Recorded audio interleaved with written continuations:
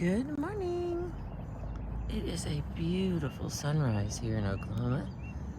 Thank you for being with me. Let's see, what am I feeling like today?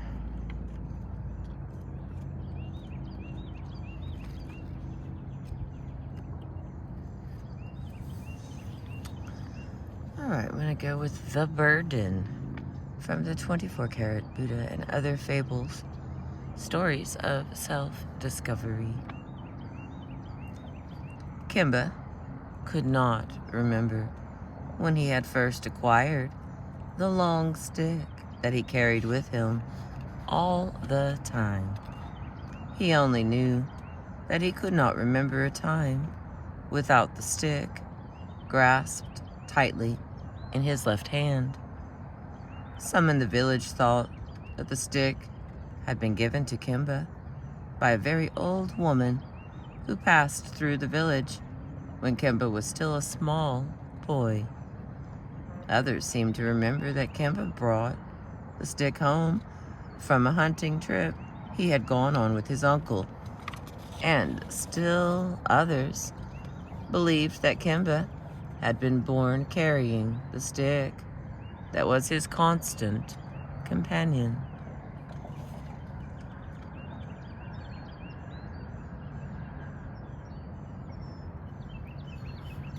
Over the years, Kimba had become remarkably adept at doing all kinds of things without ever putting down his stick.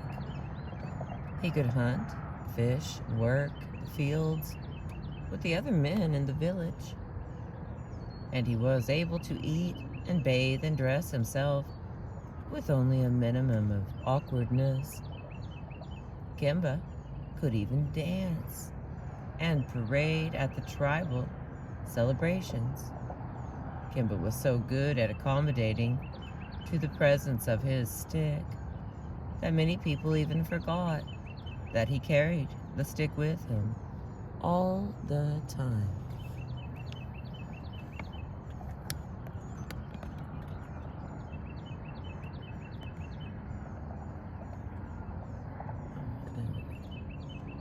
It is so much prettier in real life. Okay. One day, a young woman from another village came to the market where Kimba was selling the corn from his farm. The two talked and laughed and spent the afternoon becoming best friends. After several hours, the young woman asked Kimba about his stick. "Why do you carry that stick with you all the time?" "I have always had this stick," replied Kimba. He was puzzled by her question because he could not remember the last time that anyone had asked him about his stick. Everyone just assumed that when they saw Kimba, they would see his stick. Someone even joked that he should change his name to Man with Stick. "You have not answered my question," challenged the young woman. "It's not enough to say that you have always had your stick. Think of all the things that you could do without your silly stick. You could run and dance and hunt with a bow and arrows." "I can do all those things right now, if you please," shouted Kimba, growing angry at the young woman's impertinence. "Well, I know one thing you cannot do if you hold on to that stick. You cannot have me for a friend.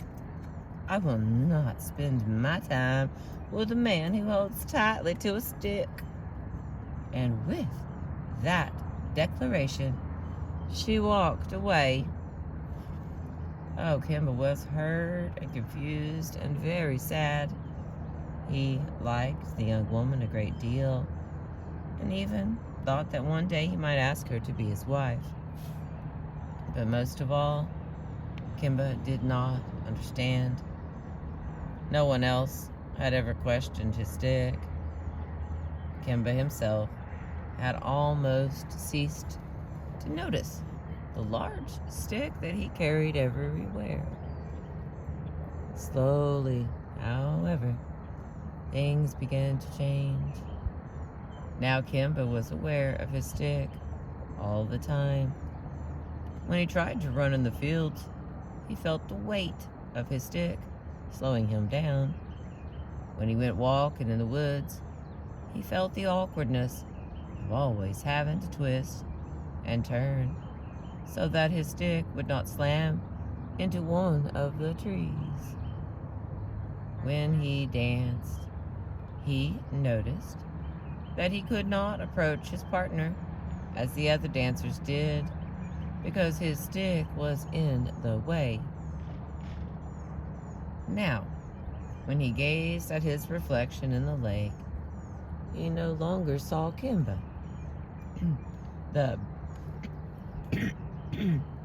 excuse me. He no longer saw Kimba, the brave young man. He only saw the stick, so huge and imposing that it all but obscured his own reflection. Kimba became determined that he must get rid of the stick. But how?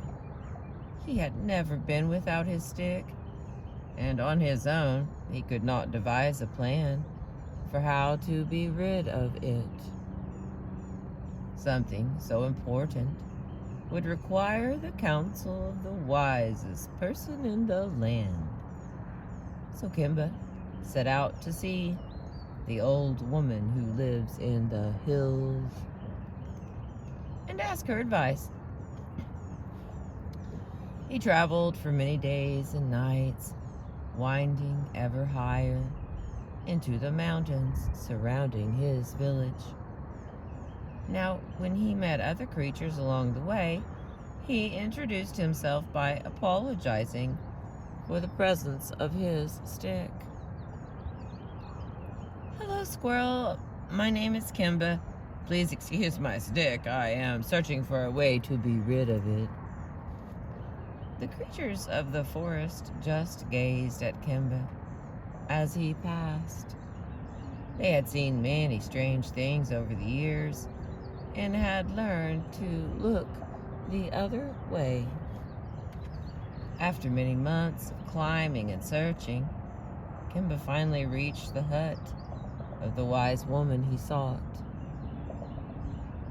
"Great Mother," he cried, "please help me with my burden. For as long as I can remember, I have carried this stick with me. I have learned to adjust my life so that there is always room for my stick. But I have grown weary of carrying it with me all the time. I now wish to lay my burden down, but I do not have a plan for how to accomplish so big a task."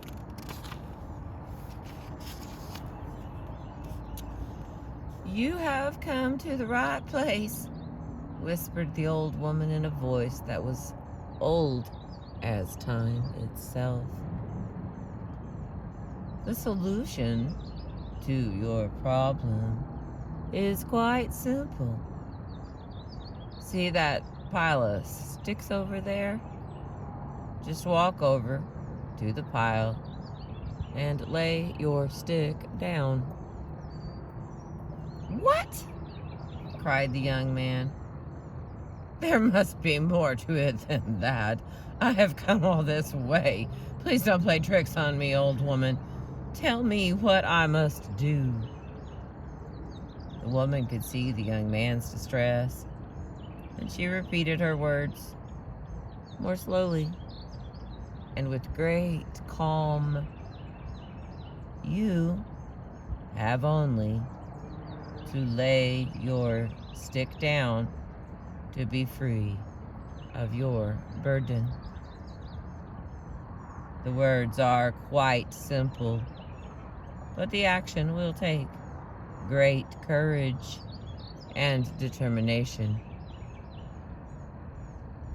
The young man walked slowly to the tall pile of sticks. Many looked just like the stick he had been carrying. Others were bigger. A few were quite small. The young man trembled as he approached the pile, but his mind was made up. Slowly, cautiously, he opened the fingers of his hand and let his stick fall to the ground. He turned and faced the old woman. "Just like that?" he said. "Just like that," she replied. He nodded to her as he turned and walked down the mountain. All right, now in the back of this book, we've got a little side note, or a little additional commentary. There it is. There we go. So I'm going to read it on this one because the sun is still rocking and rolling. Alrighty. The burden. We all learn to accommodate the burdens that life experience has placed on us. We bend with the weight of loss and abuse and disappointment. And we are often quite adept at constructing a life around some debilitating symptom or some great internal pain. After a while, we may become so good at adapting that we too forget that we are carrying something that greatly limits our choices and opportunities. When we finally become aware of the limitations imposed by years of unhappiness and distress, we may believe that the road to recovery is too steep to climb. We may even believe that it will be almost impossible to be free of our burdens. But like the young man in the story, we may find that all it takes is the courage and the will to lay the burden down. Some changes require years to effect, and some require merely placing our stick upon the pile and walking away.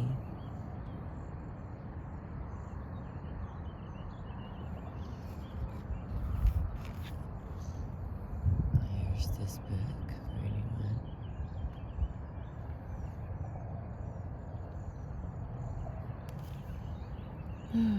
I love all of these stories, but I definitely have some favorites. Let's see if I got time to read us another one. Thank you for being with me. I appreciate you.